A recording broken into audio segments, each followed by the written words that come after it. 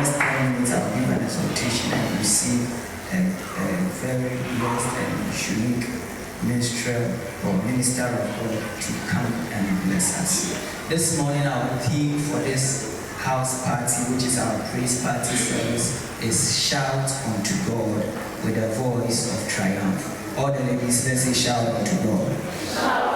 And the men say with a voice of triumph. Oh, it's that the women have won. All the ladies shout unto God. And the men say with a voice of triumph. The women have won. Luke chapter 1, verse number 26 to 33. In the 6th month of Elizabeth's pregnancy, God sent the angel Gabriel to Nazareth, a town in Galilee, to a virgin pledged to be married to a man named Joseph, a descendant of David. The virgin's name was Mary. The angel went to her and said, "Greetings, you who are highly favored, the Lord is with you." Mary was greatly troubled at his words and wondered what kind of greeting this might be. Verse 30, but the angel said to her, "Do not be afraid, Mary. You have found favor with God. You will conceive and give birth to a son, and you are to call him Jesus. He will be great and will be called the Son of the Most High. The Lord God will give him the throne of his father David, and he will reign over Jacob's descendants forever. His kingdom will never end." Amen. So the Bible says in the 6th month, the angel Gabriel went to Mary, and the salutation that was given to Mary that you are blessed. This one I want to tell you, you are blessed. Somebody shout, "I am blessed." No matter what life is dealing to you and serving you, I want you to understand that you are blessed. But regardless of that, somebody declare, "I am blessed." And the angel also said, "You have found favor with God." Somebody say, "The favor of God is on my life." The music team told that this is my matter. God is on my matter. There is speed on my hand, on my legs. There is fire in my hands. There is favor on my head. Somebody say, "There is speed on my legs. There is fire in my hands. There is favor on my head." One more time, I want someone who believes to make that confession. There is speed on my legs. I am not delaying in life. There is fire in my hands. I carry the power of God. There is favor on my head. No door will be shut unto me. And then the angel said, "You conceive and give birth to a son. You are to call him Jesus, because he will be great, and he will be called the Son of the Most High God." I want you to understand that the name Jesus is not only a name of identity, but it's also the name of his assignment. The Bible said, because he will save people from their sins, and so we call him Jesus. Jesus actually is a variation of the name Joshua, which means the Lord saves. Somebody say, "The Lord saves." And so that's why in the book of Acts chapter 4 verse 12, the Bible said, "And whosoever shall call upon the name of the Lord shall be. Those of you who know that are organized Bible quiz. Whosoever shall call on the name of the Lord shall be saved. So the first thing about the child to be born is his name is given before his birth, and the name is his assignment. The second thing about this child is that his status is declared, and his status is one of greatness and kingship. How do we know that he's great? The angel said, "For he shall be great." The child is not born yet, but his greatness has been foretold. And what makes him great? The Bible said, because he will be called the Son of the Most High God. So the greatness is not in what he was going to do or what he had already done. Greatness was in his relationship with God. Amen. And just like us, if we build and cultivate our relationship with God, we are great. Our greatness is not a function of what we do, where we go, the kind of house we live in. Our greatness is a function of our relationship with God. He will be great because he will be the Son of the Most High God. So before he had even come to die to save us, his destiny had been foretold, his greatness had been declared, and that greatness is connected to his sonship. How many children of God are in this house this morning? How many children of God are in this house this morning? Raise your hand proudly and say, "I am a child of God." What that means is that you are great. Every child of God is great. Amen. You may be walking, but you are still great. Whatever the type of car you are riding, you are great. Whichever area your location is, you are still great. Because Because your greatness is not in things, your greatness is in the great one. Say, my greatness is in the great one. Amen. And his status also, he said, he shall rule or reign over the house of Israel. But what is heaven's response to this announcement? Luke chapter 2, verse 8 to 14. Luke 2, verse 8 to 14. And there were shepherds living out in the fields nearby, keeping watch over their flocks at night.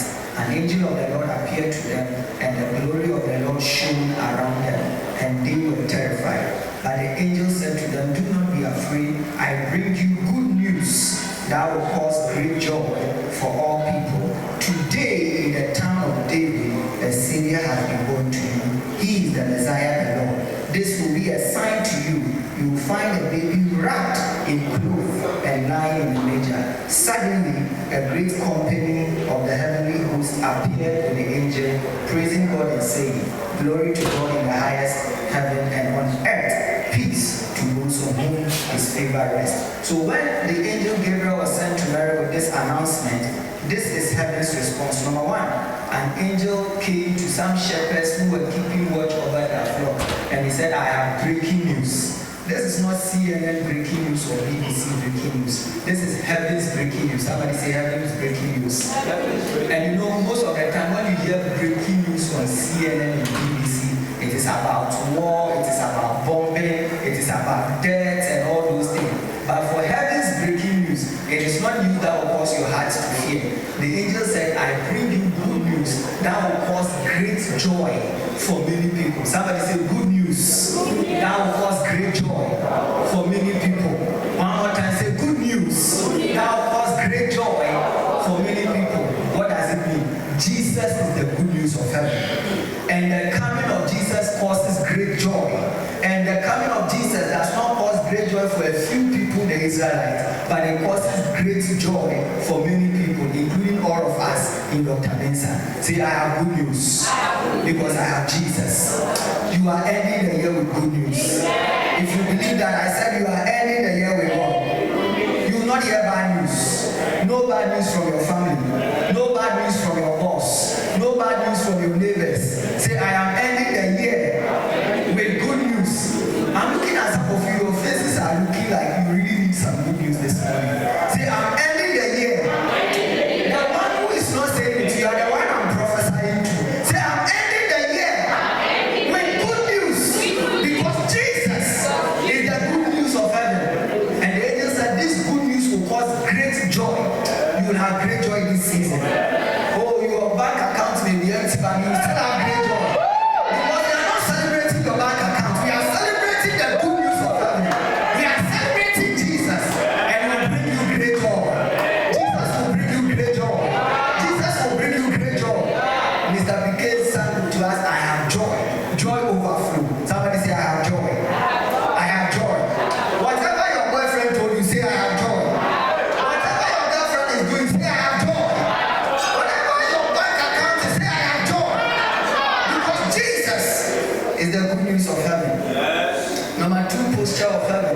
The Bible said, after the angel had made that announcement, a great company of angels joined together in celestial praise. Why were they praising? For the work God was going to do on earth. Angels are rejoicing. Let me let you understand. For every work of God in your life, angels are rejoicing. When your sins are forgiven you, angels are rejoicing.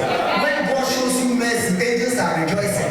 When God delivers you from harm's way, angels are rejoicing. I don't know why you are not rejoicing. Even angels are rejoicing. Today you must rejoice. What causes angels to rejoice must cause you to rejoice. Unfortunately, Christians these days, what makes angels rejoice doesn't make us rejoice. We want to be doing some things to rejoice. We want to go and eat fufu and goat live soup or bango and tilapia to rejoice. But angels are rejoicing because of Jesus. And if you have Jesus, you have reason to rejoice. Somebody say, I have reason to rejoice. I have reason to rejoice.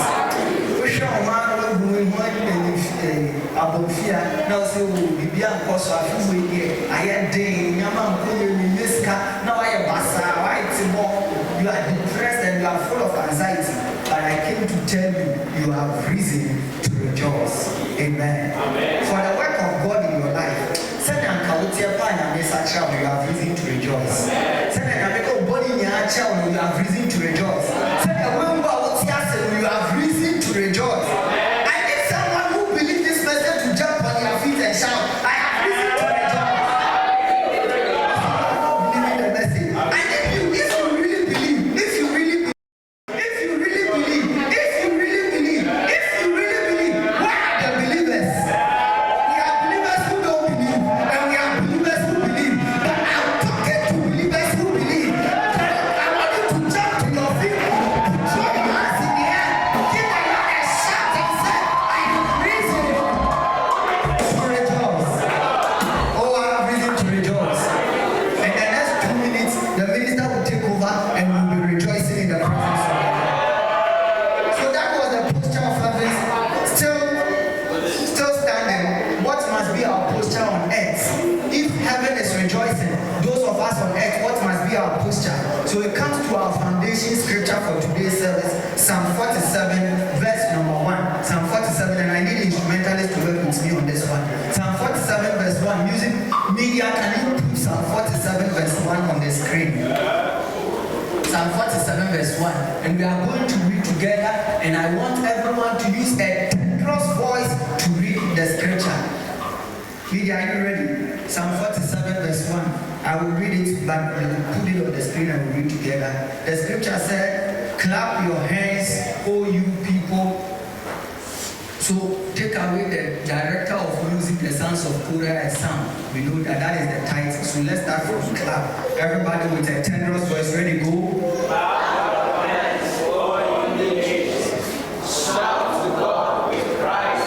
So when the angels brought the message from heaven, a company and a multitude of angels came together to rejoice. That was the posture of heaven.